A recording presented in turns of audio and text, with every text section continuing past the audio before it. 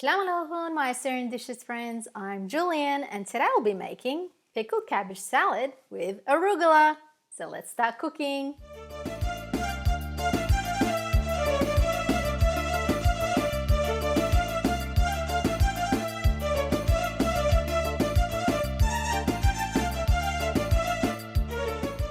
These are the ingredients for the pickled cabbage and arugula salad.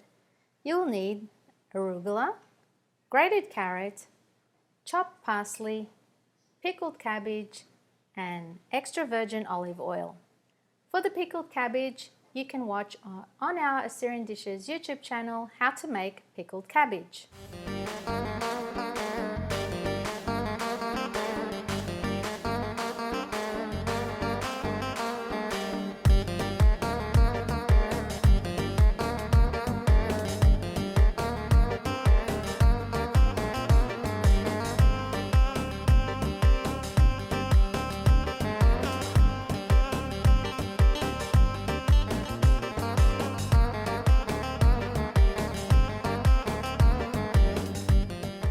And this is how your pickled cabbage salad with arugula should look like.